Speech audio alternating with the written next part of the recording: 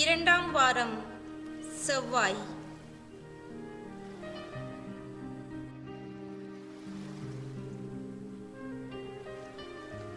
இறைவா, எமக்கு துணை புரிய வாரும். ஆண்டவரே, எமக்கு துணை புரிய விரைந்து வாரும். தந்தைக்கும் மகனுக்கும் தூய ஆவியாருக்கும் மாட்சி உண்டாவதாக. தொடக்கத்திலே இருந்தது போல் இப்பொழுதும் எப்பொழுதும் என்றென்றும் இருப்பதாக. ஆமேன்.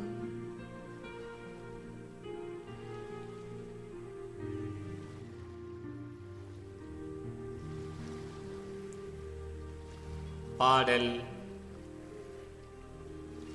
காலத்தை அமைத்து ஆள்பவரே, வேலை செய்ய பகலில் ஒளி தந்தீர். இரவை இளைப்பாறும் காலமாய் இரு கூறாக்கினீர் நாள் அதனை. தூயதாய் உள்ளத்தை ஆக்கிடுவீர், தீயவை இதயத்தை தாக்கி புண்படுத்தாமல் அன்புடனே கண்மணி போல் எமை காத்திடுவீர்.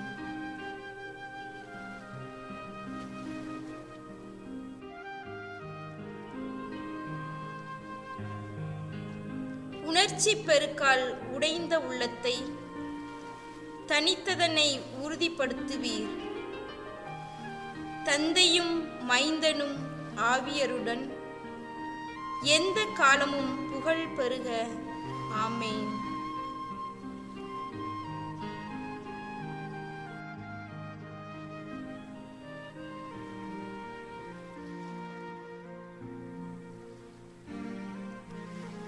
செல்வத்தின் பயனின்மை. செல்வர் விண்ணரசில் புகுவது கடினம். மத்தேயு 19:23. முன்மொழி 1. நீங்கள் கடவுளுக்கும் செல்வத்துக்கும் பணிவிடை செய்ய முடியாது. மக்களினங்களே, அனைவரும் இதை கேளுங்கள். மண்ணுலகில் வாழும் யாவரும் இதற்கு செவி கொடுங்கள். தாழ்ந்தோரே, உயர்ந்தோரே, செல்வரே, ஏழையரே, யாவரும் செவிமடுங்கள்.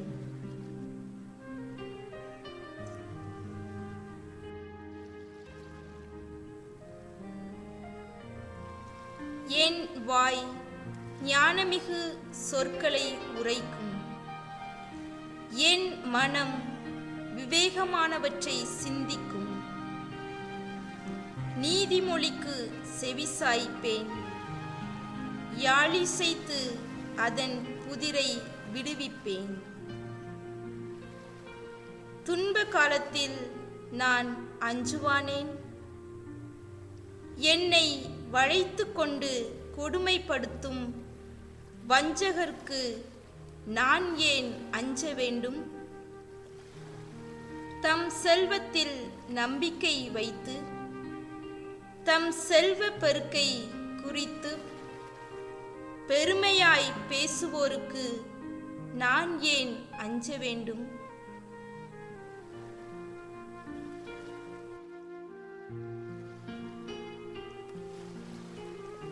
உண்மையில் தம்மைத்தாமே மீட்டுக்கொள்ள எவராலும் இயலாது.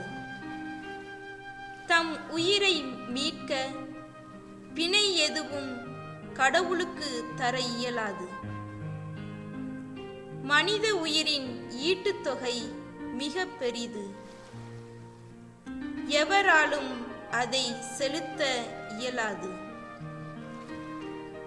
ஒருவரால் என்றென்றும் வாழ்ந்திட முடியுமா? படுகுழியை காணாமல் இருந்திட இயலுமா?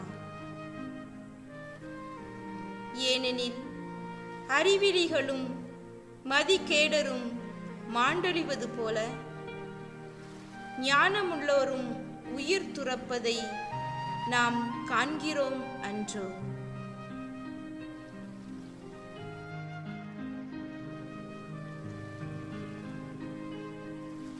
அவர்கள் எல்லாருமே தத்தம் செல்வத்தை பிறருக்கு விட்டு செல்கின்றார்கள்.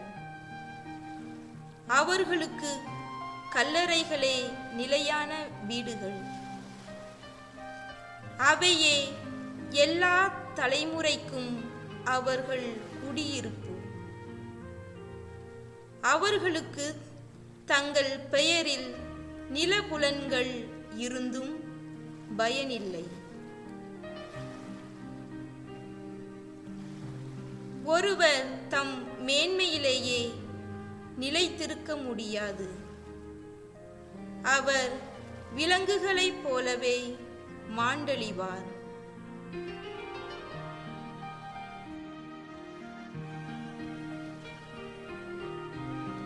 தந்தைக்கும் மகனுக்கும் தூய ஆவியாருக்கும் மாட்சி உண்டாவதாக. தொடக்கத்திலே இருந்தது போல் இப்பொழுதும் எப்பொழுதும் என்றென்றும் இருப்பதாக. ஆமேன்.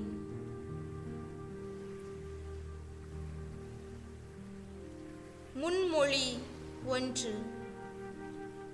நீங்கள் கடவுளுக்கும் செல்வத்துக்கும் பணிவிடை செய்ய முடியாது.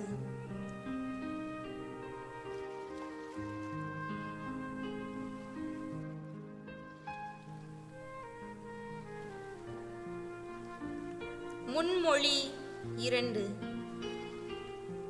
விண்ணுலகில் செல்வம் சேர்த்து வையுங்கள் என்கிறார் ஆண்டவர்.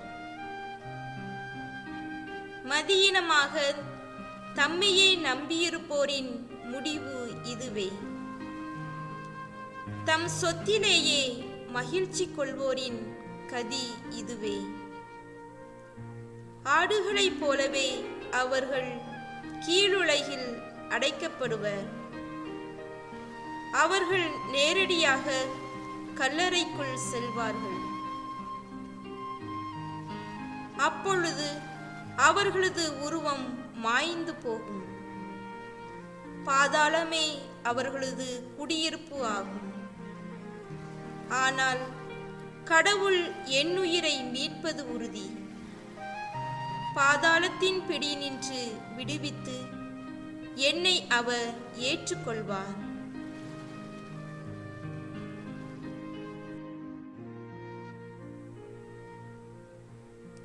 சிலர் செல்வரானாலோ அவர்களின் குடும்ப செல்வம் பெருகினாலோ அவர்களை கண்டு நிலை குலையாதே. ஏனெனில் சாகும் போது எதையும் அவர்கள் எடுத்து போவதில்லை. அவர்களது செல்வமும் அவர்கள் பின் செல்வதில்லை.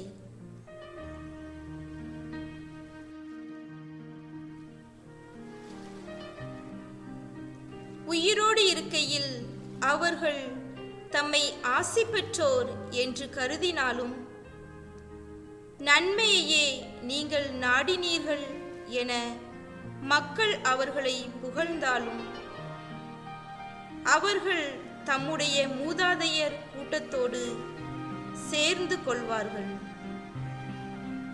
ஒருபோதும் அவர்கள் ஒளியை காண மாட்டார்கள்.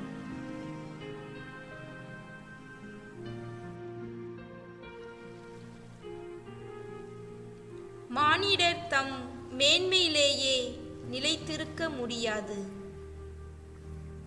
அவர்கள் விலங்குகளைப் போலவே மாண்டழிவார்கள். தந்தைக்கும் மகனுக்கும் தூய ஆவியாருக்கும் மாட்சி உண்டாவதாக. தொடக்கத்திலே இருந்தது போல் இப்பொழுதும் எப்பொழுதும் என்றென்றும் இருப்பதாக. ஆமேன். முன்மொழி 2.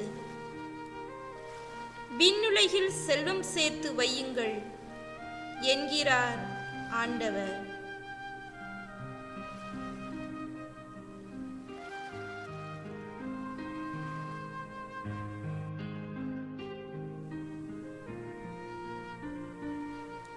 மீட்படைந்தோரின் பாடல். முன்மொழி 3. கொல்லப்பட்ட ஆட்டுக்குட்டி மாட்சியும் மாண்பும் பெற தகுதி பெற்றது. எங்கள் ஆண்டவரே, எங்கள் கடவுளே, மாட்சியும் மாண்பும் வல்லமையும் பெற நீர் தகுதி பெற்றவர். ஏனெனில் அனைத்தையும் படைத்தவர் நீரே. உமது திருவுளப்படியே அவை உண்டாயின, படைக்கப்பட்டன.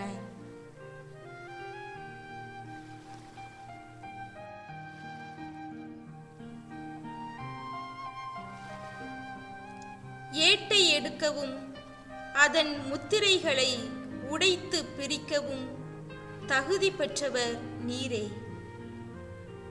நீர் கொல்லப்பட்டீர். உமது இரத்தத்தால் குலம், மொழி, நாடு, மக்களினம் ஆகிய அனைத்தினின்றும் மக்களை கடவுளுக்கென்று விலை கொடுத்து மீட்டு கொண்டீர். ஆட்சியுரிமை பெற்றவர்களாகவும் குருக்களாகவும் அவர்களை எங்கள் கடவுளுக்காக ஏற்படுத்தினீர். அவர்கள் மண்ணுலகின் மீது ஆட்சி செலுத்துவார்கள்.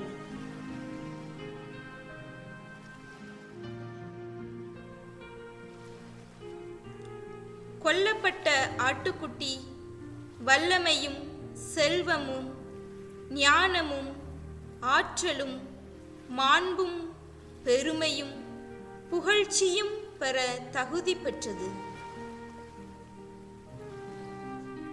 தந்தைக்கும் மகனுக்கும் தூய ஆவியாருக்கும் மாட்சி உண்டாவதாக. தொடக்கத்திலே இருந்தது போல் இப்பொழுதும் எப்பொழுதும் என்றென்றும் இருப்பதாக. ஆமென்.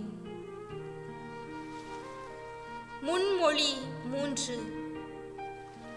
கொல்லப்பட்ட ஆட்டுக்குட்டி மாட்சியும் மாண்பும் பெற தகுதி பெற்றது.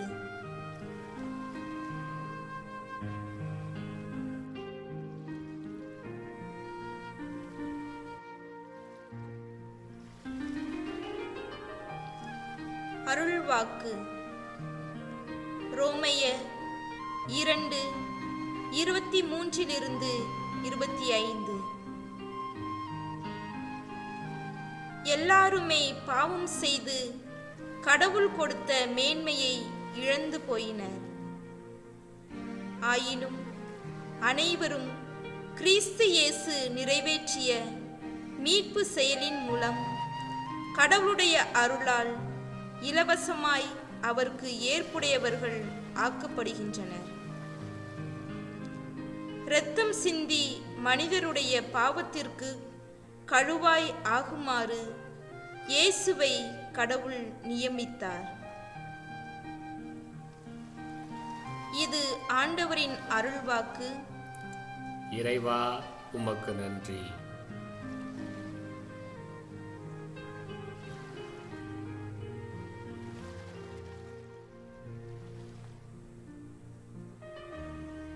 சிறு மறுமொழி.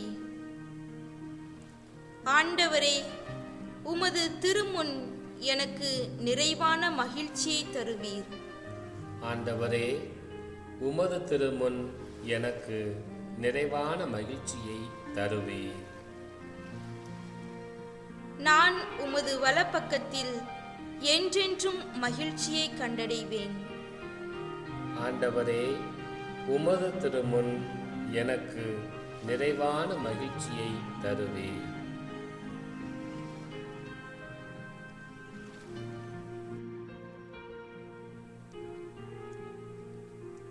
தந்தைக்கும் மகனுக்கும் தூய ஆவியாருக்கும் மாட்சி உண்டாவதாக.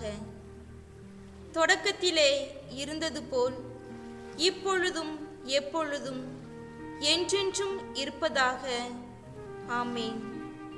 ஆண்டவரே, உமது திருமுன் எனக்கு நிறைவான மகிழ்ச்சியை தருவீர்.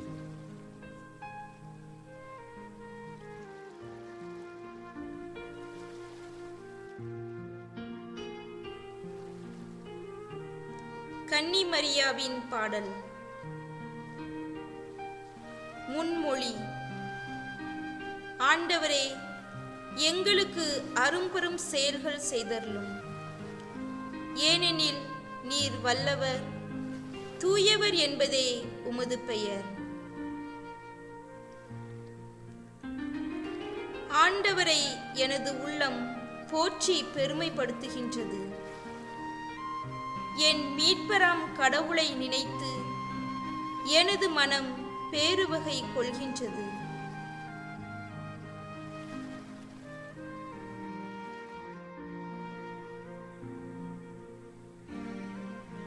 ஏனெனில் அவர் தம் அடிமையின் தாழ்நிலையை கண்ணோக்கினார். இது முதல் எல்லா தலைமுறையினரும் என்னை பேறு பெற்றவர் என்பர்.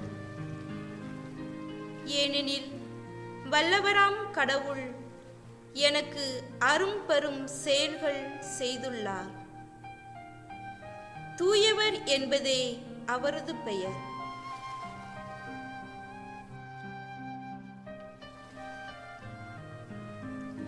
அவருக்கு அஞ்சி நடப்போருக்கு தலைமுறை தலைமுறையாய் அவர் இரக்கம் காட்டி வருகிறார். அவர் தம் தோள் வலிமையை காட்டியுள்ளார். உள்ளத்தில் செருக்குடன் சிந்திப்போரை சிதறடித்து வருகிறார். வலியோரை அரியணை நின்று தூக்கி எறிந்துள்ளார். தாழ்நிலையில் இருப்போரை உயர்த்துகிறார். பசித்தோரை நலன்களால் நிரப்பியுள்ளார். செல்வரை வெறுங்கையராய் அனுப்பிவிடுகிறார்.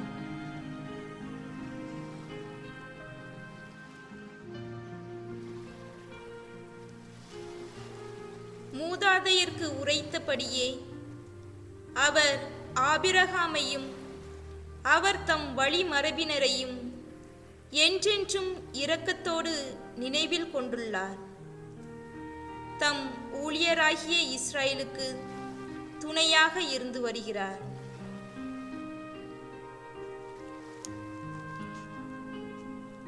தந்தைக்கும் மகனுக்கும் தூய ஆவியாருக்கும் மாட்சி உண்டாவதாக.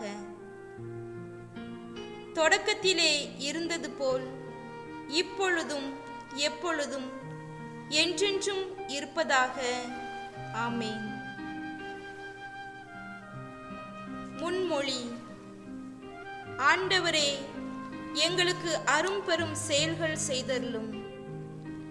ஏனெனில் நீர் வல்லவர், தூயவர் என்பதே உமது பெயர்.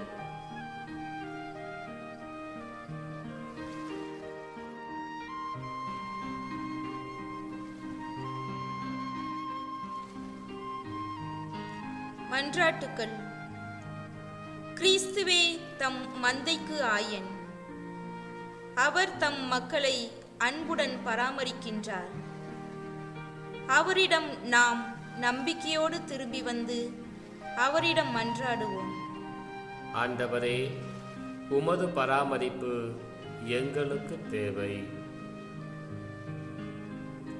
ஆண்டவராகிய கிறிஸ்துவே, நீரே எல்லா காலங்களுக்கும் நல்லாயன்.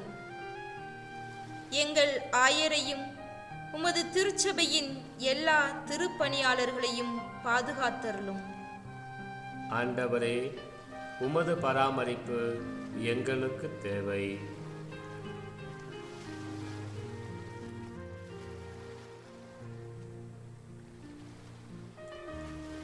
தம் நம்பிக்கைக்காக துன்புறுவோரோடும் திருச்சபையின் ஆதரவின்றி தனிமைப்படுத்தப்பட்டவர்களோடும் நீர் இருந்தருளும். நல்லாயனே, அவர்கள் தங்கள் வேதனையிலும் தனிமையிலும் உமது பராமரிப்பை உணர்வார்களாக. ஆண்டவரே, உமது பராமரிப்பு எங்களுக்கு தேவை. நோயுற்றவர்களுக்கு குணமளித்தருளும். பசியுற்றோரை நலன்களால் நிரப்பியருளும். ஆண்டவரே, உமது பராமரிப்பு எங்களுக்கு தேவை.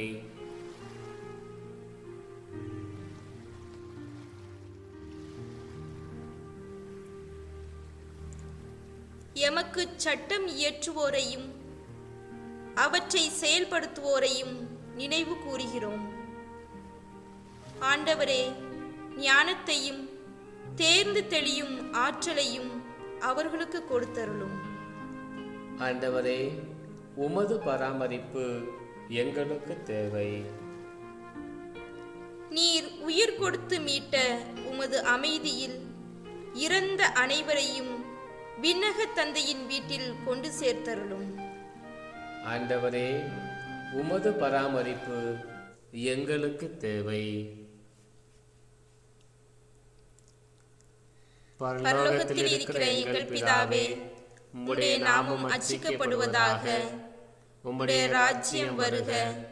உம்முடைய சித்தம் பரலோகத்தில் செய்யப்படுவது போல புலோகத்திலும் செய்யப்படுவதாக. எங்கள் அனுதின உணவை எங்களுக்கு இன்று அளித்தருளும். எங்களுக்கு தீமை செய்தவர்களை நாங்கள் பொறுப்பது போல எங்கள் பாவங்களை பொறுத்தருளும். எங்களை சோதனையில் விழவிடாதையும் தீமையிலிருந்து எங்களை இரட்சித்தருளும். ஆமென்.